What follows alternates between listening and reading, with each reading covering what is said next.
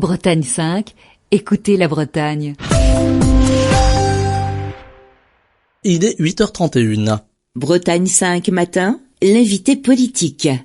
Et nous allons parler politique effectivement ce matin, et nous allons aussi parler toponymie avec cette polémique, on peut le dire comme ça, de la francisation des noms de lieux bretons qui provoque la colère des défenseurs de la culture bretonne. Et pour en parler, nous sommes ce matin en direct en studio avec Joannick Martin. Il est membre du Conseil national du Parti breton.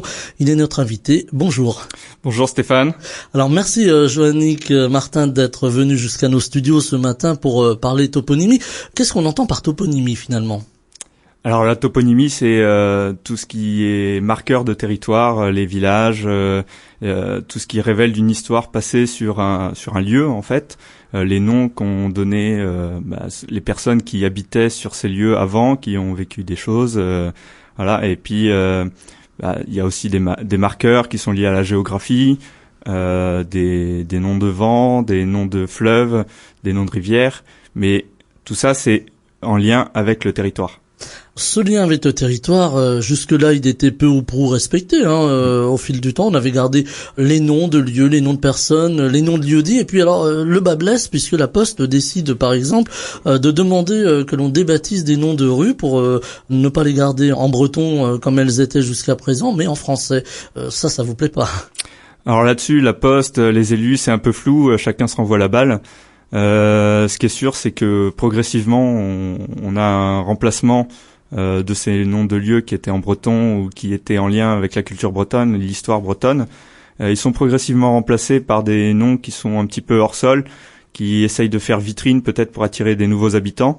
Mais donc l'association EOST à Talgruc a réagi et a lancé un appel avec l'association du Cavre-Brèze et un collectif d'artistes. Donc c'était il y a à peu près une dizaine de jours. Et donc évidemment le Parti breton y a répondu et on s'est déplacé sur cette plage de Treize-Bellec samedi dernier. Voilà, on a vu les photos sur les réseaux sociaux avec le drapeau breton, évidemment. Cette mobilisation, c'était pour sensibiliser les élus, pour sensibiliser aussi les habitants qui peut-être ne font pas attention toujours à ces noms qui sont dans le quotidien finalement. Oui, je pense que c'est une façon de rappeler aussi aux élus que ils peuvent pas s'attribuer tous les droits et décider tout seul. Ça reste toujours une question de démocratie et au Parti breton on y est très sensible. Il faut rappeler que ça doit se faire en concertation avec les habitants, les citoyens qui sont là depuis des fois plusieurs générations, qui ont connu ces lieux. Et du jour au lendemain, on va leur changer ces lieux en prétextant des nouveaux quartiers, une démarche un petit peu plus d'être dans l'actuel, dans le moderne, etc. Modernisé finalement. Voilà, c'est ça. Est-ce à dire finalement que les noms en breton, mais ça pourrait être valable pour le gallo, on a de multiples exemples ici dans les Côtes-d'Armor d'ailleurs de noms gallo qui ont disparu de la circulation parce que ça faisait peut-être un peu pas joli ou ça plaisait pas à l'oreille. Est-ce que à travers cette francisation des noms, c'est aussi une part de notre patrimoine qu'on tend à enterrer? Oui, tout à fait. Et puis ça va plus loin, c'est-à-dire que les noms en breton, ça appartient encore une fois, on veut l'attribuer au passé. Nous, on affirme que le breton, l'histoire bretonne et l'histoire qui va continuer à se créer. Et on va, j'espère bien qu'on continuera à attribuer des noms de rues avec des personnalités bretonnes d'aujourd'hui, mais en les débaptisant et en donnant de nouveaux noms, ça porte à croire que le breton appartient au passé, et ça, non, on est contre. Pour nous, c'est l'avenir, quoi. Il y a une évolution des mentalités, finalement, pas forcément dans le bon sens, parce que jadis, on pouvait très bien donner le nom d'une rue ou d'un boulevard Anatole France et à côté donner un nom breton à une autre rue, parce que ça correspondait justement à un territoire, à un vécu, à une histoire. Est-ce que c'est aussi un petit peu oublier l'histoire, quelque part ? C'est complètement oublier l'histoire. Et puis, je vais reprendre quand même, tout à l'heure, vous avez parlé du gallo. Là, ce qui était défendu ce week-end, c'était du coup la francisation de noms qui étaient présents dans le cadastre.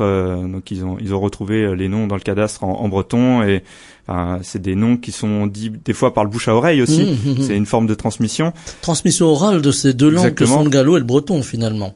Mais c'est pas seulement le changement de langue qui importe. c'est aussi nous dans des parties comme on pourrait se dire en Bretagne, dans la partie est ou dans les métropoles, etc., dans les grandes villes. Bon, le breton n'y est plus présent, n'y est pas présent, ça ne nous touche pas comme sujet. Il y en a qui s'y retrouvent pas. Ben non, c'est la même chose. C'est-à-dire que ça revient à dire finalement que peut-être dans des villes comme Rennes, on n'aurait plus un seul nom en breton. Alors, on aurait pu un seul nom en breton, mais on aurait pu non plus un seul nom qui soit en lien avec l'histoire bretonne, avec tout ce qu'a vécu ce peuple, et des personnalités bretonnes qui ont œuvré à petite échelle, que ce soit au niveau des villes ou au niveau de la région. On les verrait disparaître petit à petit, et là, il y a peut-être aussi une volonté politique derrière de faire disparaître ces politiques-là qui ont œuvré, quoi. Vous parlez de politique, Joannick Martin. Je le disais en commençant, vous êtes membre du Conseil national du Parti breton. Comment un parti comme le Parti breton peut peser justement dans ces décisions alors, en termes de toponymie, on pourra élargir tout à l'heure sur toutes vos actions, mais comment peser pour faire les élus revenir sur leurs décisions? Alors, il y a une question qui nous a été posée quand même plusieurs fois ce week-end. C'était, puisqu'il y a eu l'apparition de tags, de menaces de mort, et on est encore une fois venu nous voir peut-être c'est tous les partis, mais en nous demandant comment, s'il n'y avait pas de réaction, est-ce que on irait vers une action plus radicale, plus violente, etc. Toujours la voie de la violence. Non, nous c'est pas notre voie. Notre voie au Parti breton, c'est la voie des urnes. Donc on appelle vraiment les citoyens qui se mobilisent à passer par la voie des urnes, passer par la voie démocratique. Et moi, je pense que aujourd'hui, on est dans un moment où la campagne des municipales se lance, et il faut questionner chaque candidat de tout bord politique, vraiment sur son positionnement. Alors là, ça peut être sur des sujets concrets, comme la toponymie, donc demander son positionnement sur la toponymie bretonne, mais ça peut être plus largement aussi sur son respect de la culture bretonne à ce candidat. Ça peut être sur sa conception générale de la Bretagne en globalité. Et surtout, il faut pas se laisser leurrer, comme ça a pu être le cas des fois par des candidats qui mettent un petit peu de paillettes bretonnes. Ils saupoudrent un petit peu en Exactement. breton. Voilà. Ils mettent de la paillette bretonne quand c'est la campagne, et puis après, finalement, il n'y a pas forcément de fond. Cette conviction bretonne disparaît, ou alors il y a toujours des freins qui surgissent. On l'a bien vu avec des élus au niveau de l'Assemblée. Je pense notamment à François de Rugy qui s'était engagé pour la question de la réunification, et arrivé en haut du pouvoir, il y avait plein de freins et il pouvait pas. Voilà. Tenez, vous lâchez le mot, Joannick Martin, réunification. Alors évidemment, pour nos amis qui nous écoutent au-delà des frontières bretonnes, il s'agit de retour de Nantes en Bretagne, puisque Nantes était jadis en Bretagne, c'était la Loire inférieure. Je révise mes leçons en même temps. Loire-Atlantique aujourd'hui. On sent qu'il y a un frémissement quand même, il y a une envie là. Est-ce que c'est encore le risque d'avoir un coup d'épée dans l'eau, ou est-ce que cette fois-ci, on peut peut-être aller vers quelque chose de concret? Exactement. Et là, ça fait une transition toute faite avec la toponymie, parce que là, encore une fois, on voit le rapport très étroit entre toponymie et identité. C'est-à-dire que demain, si on allait vers un Grand Ouest, la toponymie Bretagne, le nom Bretagne disparaît, et donc progressivement, en une ou deux générations, c'est aussi l'histoire qui s'efface derrière, et tout ce qui a été vécu, toutes les expériences qui ont été faites en Bretagne, enfin tout le travail, voilà. Et on gardera Bretagne 5, nous, on résistera. Non, mais on voit comment ça peut être très important, la toponymie, à la plus petite échelle, mais aussi aux grandes échelles. Voilà, quand on demande aux Alsaciens ou aux Lorrains, est-ce qu'ils sont contents de s'appeler Grand Estois, non, aujourd'hui ils se mobilisent pour revenir en arrière. Donc il faut vraiment pas laisser passer ça et sauvegarder notre toponymie. Et pour revenir sur le sujet du 44, oui, il y a un frémissement, et il y a même un réveil, parce que depuis l'action lancée par Bretagne Réunie sur les 100 000 signatures, les gens se sont rendus compte qu'il y a un problème démocratique derrière. Et moi, ce que je vois, c'est de plus en plus de jeunes qui se mobilisent là-dessus. On voit des drapeaux bretons vraiment réapparaître dans les manifestations, alors que les partis bretons n'y sont pas présents forcément. Il y avait qu'à regarder ce week-end la mobilisation des Gilets jaunes. C'est de l'initiative populaire finalement. Voilà, c'est ça. Et donc ça, c'est vraiment des marqueurs importants pour montrer que les choses aussi émergent dans la tête des habitants de Loire-Atlantique. Il y avait forcément il y avait des convaincus au départ, et je pense que là, il y a un effet boule de neige qui commence à s'enclencher, et quand ça commence comme ça, on sait très bien que ça peut pas s'arrêter. Voilà, on en parlait d'ailleurs le 3 septembre dernier sur notre antenne avec Paul Loret, le coprésident de Bretagne Réunie. Je lui avais posé la même question et qui faisait quelque part sensiblement la même réponse en disant oui, les choses bougent. On a pu penser, Joannick Martin, que à un moment on est passé à autre chose, que la jeunesse ne s'intéressait pas à ces questions territoriales ou d'identité. Alors je mets toutes les précautions en parlant d'identité bretonne, on parle bien de l'identité de territoire et d'appartenance. Aujourd'hui, on a l'impression au contraire que les jeunes générations s'y intéressent. Est-ce que là aussi c'est quelque chose d'intéressant de voir ces jeunes générations revenir quelque part à la terre, au terroir et peut-être à leur région? Je pense que la nature a horreur du vide, et puis quand une génération passe et qu'on y met un petit peu moins de fond dans ces questions d'identité, au bout d'un moment, il y a une génération qui arrive et qui se pose des questions, qui a envie de mettre un coup de pied dans la fourmilière face à l'immobilisme de certains politiques qui sont là depuis des générations et qui font tout pour conserver leur place. Du coup, cette nouvelle génération-là se mobilise. Il y a des mises en réseau qui sont faites. Il y a vraiment... Et puis aujourd'hui, on a l'aide quand même des réseaux sociaux qui peuvent permettre de fédérer finalement, qui ont aussi du bon, pas forcément que du mauvais. Joannick Martin, cette réunification, si elle a lieu demain, mettons, est-ce que c'est le refus du pays, de la France? Parce qu'on va vous poser la question, je me fais un peu l'avocat du diable. Non, moi je pense que c'est plutôt une vitrine à montrer en France que en France c'est possible d'accéder à la voie démocratique, et ça sera une victoire pour la France. C'est ça qu'il faut entendre, c'est que ce sera une victoire pour la France, c'est-à-dire que en France, enfin, on aura réussi à traiter une question par la voie démocratique, et ça manque en ce moment, c'est inexistant même. Donc, voilà, et pourtant on en parle beaucoup, de la démocratie participative, d'inclure les citoyens dans les décisions. Exactement. Donc la France serait grandie en fait avec un vrai débat dans les formes sur cette question, et avec une question tranchée à la fin. Ça fait des dizaines d'années que ce sujet est relayé. Je comprends pas qu'il soit pas traité plus rapidement. Ou alors on sait déjà l'issue et il y a une vraie volonté derrière de ne pas aller jusqu'au bout de la question parce que ça dérange. Ce qui dérange, ça peut être aussi la question économique. On a entendu tout et son contraire en disant voilà, si demain Nantes rejoint la Bretagne, rejoint le berceau quelque part, on va affaiblir la région Anjou, on va affaiblir le reste des pays de la Loire, etc. Quels sont les arguments que vous pourriez mettre en face dans ce cas-là? Moi, ce qui me dérange, c'est qu'on se pose pas la question de si ça affaiblit la Bretagne. Moi, je pose la question, quelle serait la place de la Bretagne si Nantes était restée en Bretagne il y a 70 ans, avec Rennes, Brest et Nantes, avec un maillage un réseau routier développé, en cohérence avec ces trois grandes villes-là, plus les villes moyennes.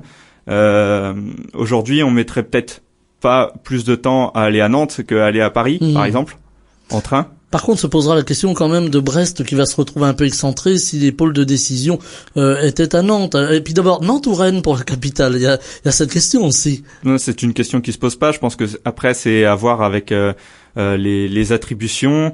Il y a plein de régions en Europe où il y a deux grandes villes et la question se pose pas. Il y a des attributions qui se trouvent dans une ville, d'autres attributions qui se trouvent dans une autre ville. C'est vraiment quelque chose qui a été mis dans la tête des gens, que s'il y a Nantes, il y a plus Rennes. Enfin non, on conserve toujours la place de Rennes. Il n'y a pas de souci pour les Rennais qui en soient rassurés. Voilà, il s'agit pas de déshabiller Paul pour habiller Jean. On l'entend bien comme ça. Joannick Martin, on est parti de la toponymie, on est arrivé à Nantes. Il y a de grands sujets en Bretagne. Il y a aussi la solidarité, il y a aussi la précarité, il y a la transition énergétique. Est-ce qu'aujourd'hui ces grands sujets-là, il va falloir les traiter à l'échelle régionale plus qu'à l'échelle nationale, par exemple? La région est toujours une entité plus proche des habitants et qui est plus capable théoriquement de répondre de manière plus flexible aux demandes et aux besoins qu'il y a sur le terrain. Donc pour moi, ça me paraît bien plus cohérent de prendre les décisions à 150-200 km au maximum, plutôt que de les prendre à 600 km. Ça veut dire qu'on a aussi des relations avec les élus qui sont beaucoup plus proches, des remontées de terrain qui sont beaucoup plus rapides. Il y a une cohérence là qui saute aux yeux et voilà, aujourd'hui tout se décide à Paris quasiment, et c'est pas, on peut pas continuer comme ça. Donc garder peut-être le pouvoir régalien à Paris, et puis ce qui concerne la région en région. L'administration, l'organisation du territoire, l'attribution des aides, etc. Oui, les mettre, en tout cas passer par l'échelle région. Ouais. Alors je reviens à la toponymie. Je reviens au début de notre conversation. On a vu que la Poste avait quand même pesé un certain poids pour demander ces modifications. Est-ce qu'une entité comme la Poste devrait prendre en compte les spécificités locales, ou est-ce qu'elle ne le fait plus aujourd'hui finalement ? Ça dépend du point de vue. La Poste, c'est une entreprise qui est liée à la France. Donc dans ses objectifs, je suis pas sûr qu'il y ait la conservation du patrimoine breton. Et pourtant, auparavant, la Poste ne faisait pas de difficultés dans les différentes régions françaises avec les lieux-dits, les facteurs trouvés. Oui, tout simplement parce il n'y avait que pas le GPS. Tout simplement parce que les facteurs été recrutés beaucoup plus près du territoire. C'était pas forcément des salariés hors sol qui venaient suite à la demande d'emploi. Ils étaient dans un village ou dans un petit territoire, il y avait un facteur, il connaissait tous les noms de lieux, on lui disait un nom de rue, il savait où il était. Voilà, c'est la proximité, mais c'est une autre époque. C'est une autre époque où il y avait plus de solidarité dans les villages, etc. Aujourd'hui, ça a disparu. On a peut-être des facteurs qui connaissent un peu moins les noms de lieux, etc. Donc pour eux, c'est plus dur, je sais pas. Peut-être c'est plus automatisé par les machines, etc. Donc dans une logique de rentabilité, on va vers ça au lieu d'être dans une logique de proximité avec les gens. Voilà. Après, c'est un service public, on peut se poser la question, quels sont les objectifs? La Poste pourra répondre, évidemment, on leur ouvrira notre antenne. Joannick Martin, justement, vous parliez de proximité. On a l'impression que aujourd'hui on ne parle que de proximité, de projets locaux, etc. Et finalement, la proximité, on la voit pas venir. Est-ce que un parti tel que le Parti breton peut servir justement à alerter les élus, à faire bouger les choses dans ce sens de proximité de territoire? On voit la dernière enquête de l'INSEE le révélait, des territoires en Centre-Bretagne qui se désertent de leurs jeunes, de leurs habitants, qui vieillissent. Comment faire pour faire revenir les jeunes au pays et puis préserver justement cette proximité? Alors, ce qui est sûr, c'est que le Parti breton sera présent pour défendra tous les sujets dès qu'il y aura un combat sur une question bretonne. Il sera présent dès qu'il le pourra, parce que il faut aussi se rendre compte qu'on n'est pas un grand parti avec des grandes finances comme peuvent l'être les partis traditionnalistes que tout le monde connaît à la télé. Mais vous pesez quand même. Mais on sera là au maximum. Pour ce qui est de la question des jeunes en Centre-Bretagne, c'est simple. Aujourd'hui, il suffit de regarder, pareil, la question des équipements, du service public. Une question toute bête, l'école. Si on va dans le Centre-Bretagne, dans un bon nombre de cas, on quitte son village dès l'école primaire pour aller dans le village d'à côté. On quitte les 10 kilomètres pour aller au collège dans la grande ville d'à côté, et puis on va aller au lycée encore plus loin et à la fac encore plus loin. Et donc il y a un éloignement forcément progressif.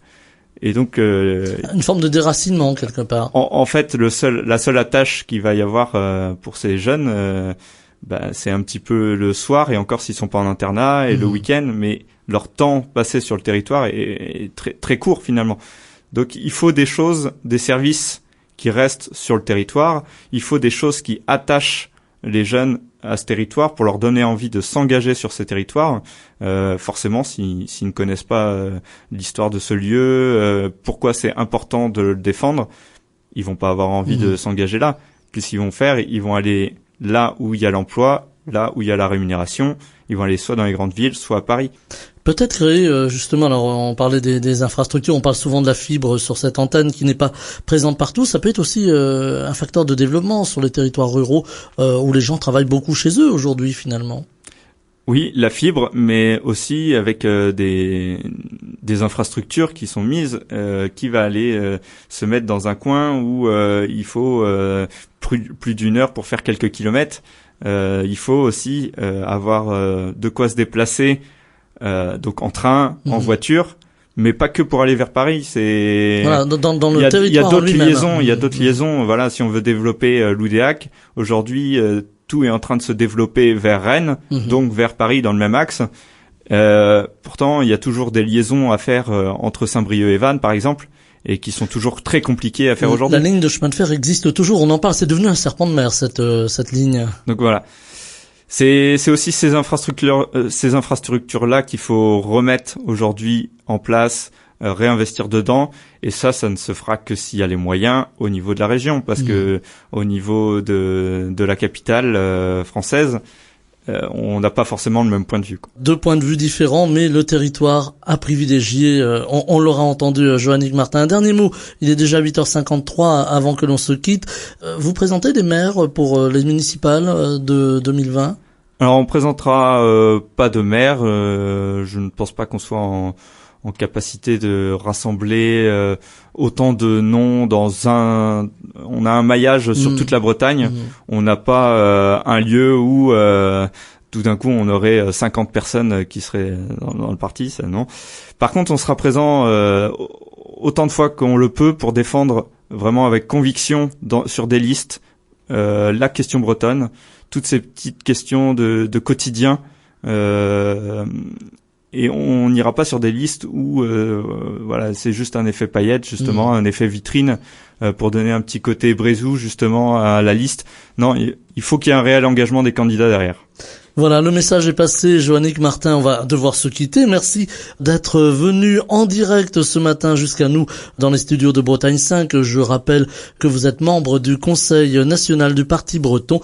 Merci d'avoir été avec nous. Et puis, on va suivre ces histoires de toponymie. Vous reviendrez nous en parler. On va voir si ça va évoluer. Merci beaucoup et belle journée. Eh bien, bonne journée à vous aussi. Bretagne 5 matin, Stéphane Hamon. Pour écouter les émissions de Bretagne 5, rendez-vous sur notre site internet bretagne5.fr.